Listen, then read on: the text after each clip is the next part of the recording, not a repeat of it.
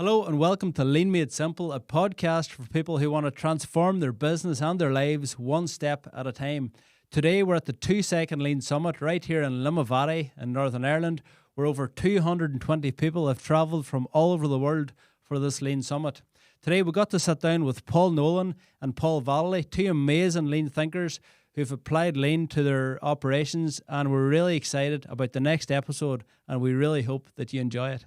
The last 5 years, we've made 25 or 30 years worth of progress. We now have a business which is bigger, more efficient, more profitable. There's not many things in life that give you that kind of mix of energy and freedom. So, just starting off, give me a little bit about how you got into lean. Like, where'd you first come across it, and what was your life like before and afterwards? We kind of knew a bit about it, or we had an awareness of it before we found out about 2-Second Lean, I suppose. We had been trying to implement it. We had been, we'd been seeking help from outside as well, but we weren't really making any progress, or we didn't know. So one of our suppliers said, you need to get this book called 2-Second Lean, Paul Akers. And then he also said, you need to go and see this company called Seaton Matters. And we went to see our supplier first, and that was our first introduction to a morning meeting. And then, that kind of blew us away. Yeah. And it was from there, I suppose. Class. Yeah, for us, so we started lean back in 2018. Pre that, I probably always had a little bit of OCD, let's call it, or for want of a better phrase, always like things done in a certain way, but had sort of built the business to maybe 30 people, and how I wanted things done and how the business done things were very, very different. The gap was big. We had a local recruitment company we always worked with, and they kept one of the guys in it who's semi-retired at the time, he kept saying, you need to go to this place up in Limavady. It's phenomenal. It's just, every time I go back, it gets better. And the word lean was never mentioned, because this chap I know he's a sales guy and lean's not in his repertoire, but he just kept saying each time we went back, it got better and better. And my dismissive attitude at that time was, look, Pat, you're 70 and semi-retired. You've time to go up to Limavady. I don't have this time. I'm too busy putting out fires in my business. Sure. So, and then he eventually one day sent me an improvements video, and it was Seating Matters March 2018 improvements for the month, and the video just absolutely blew me away. As soon as I seen it, I thought, wow, can people be that engaged in a business? Can a business be that good? And the journey kicked on from there. I went to Seating Matters in April, and then the whole lean journey for us just took off. Yeah.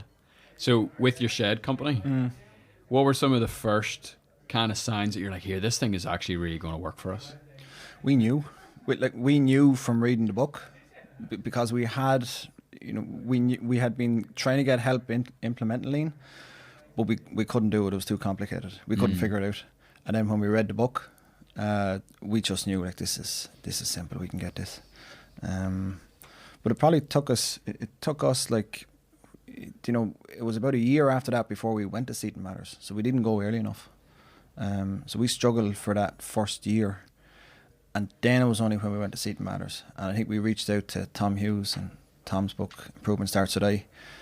It was only when we started talking to those people and going to visit them is when we really made progress. Yeah. But we knew from the minute we read the book, we knew this is simple. We just can do this. In your bones, you're this is the answer we've been looking for. We can do this. And we had watched all the videos and stuff as well. And we knew by watching the videos, we can do this. Yeah. What was it about coming up and seeing it for your own eyes that helped the penny drop a little bit further? Again, I'm a slow learner, so it took me about 4 visits before. I was there a few times, and we kept bringing people back. But no, it's just you ask a question, the lads give you an answer. You can ring them up and, here, how did you do this? And they'll tell you.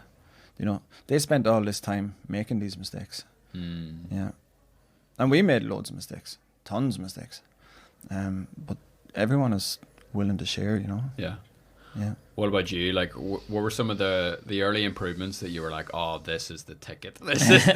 We've just got the Willy Wonka chocolate factory thing in our back pocket here. Yeah, it's funny to look back and see how small they were by comparison, but just seeing a shadow board go up, and probably actually maybe taking it back a step. The things that really stick out for me looking back isn't the improvements, but it was the people that were making them. So.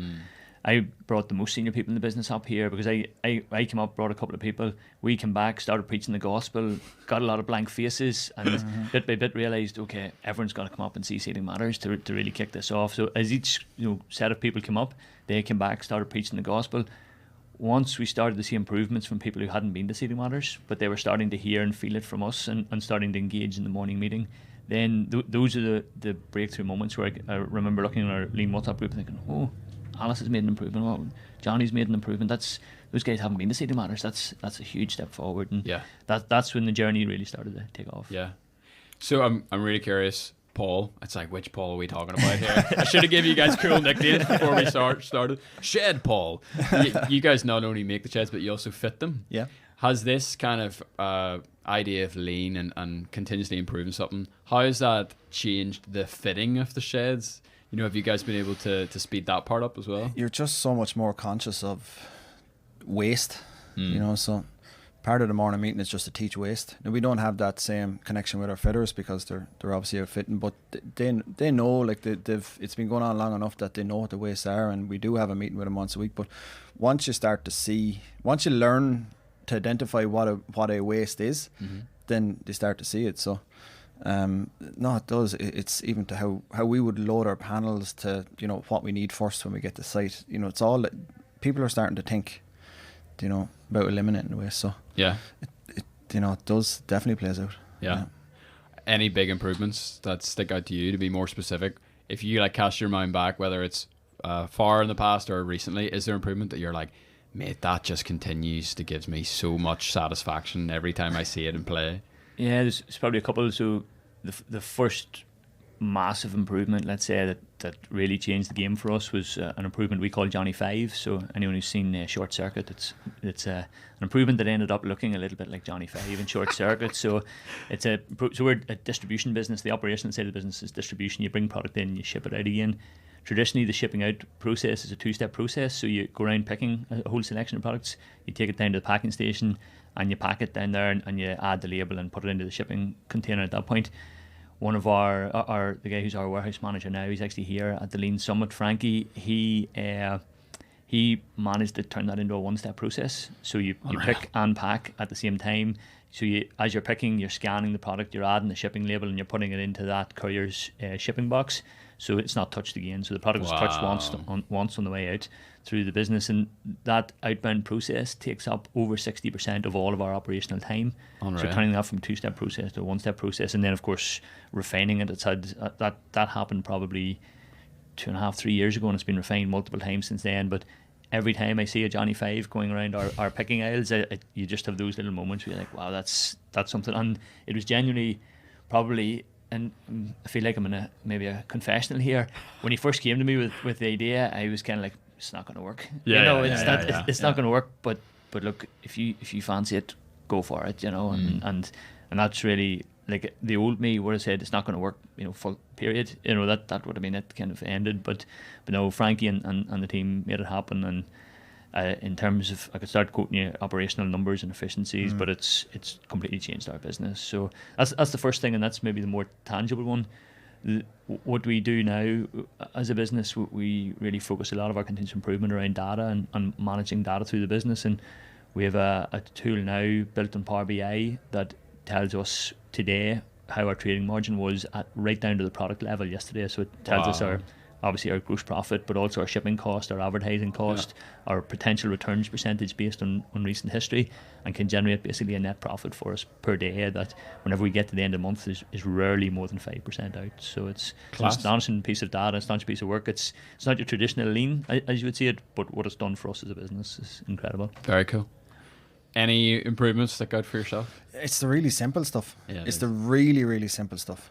But interruptions is our biggest challenge throughout the entire business. People interrupting, but we have a little storeroom. Most businesses probably have it, but this is where all the small kind of high value items and then it goes down to like gloves and earmuffs and glasses and all this type of stuff. But like we always used to have this locked.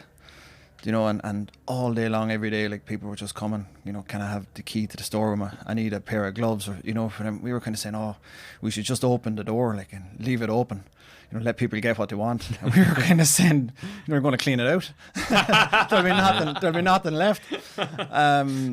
People are walking out, filling like their 207s with pallets of gloves. Yeah, What do you need them for, we stock up, like, you know, they're going to run out. We'll get more. And like it used to waste so much time during the day. People coming and asking, you know, 2 or 3 people in the office would have keys maybe, and all day long every day people were coming looking for the keys. So those interruptions, and we probably did that with the intention of saving that interruption. But what we actually realised is that, right, when you extend that trust, that builds up a lot of rapport with staff. You know, right, the door's open, just, you know, go get what you want. Yeah. The only thing, just sign for it.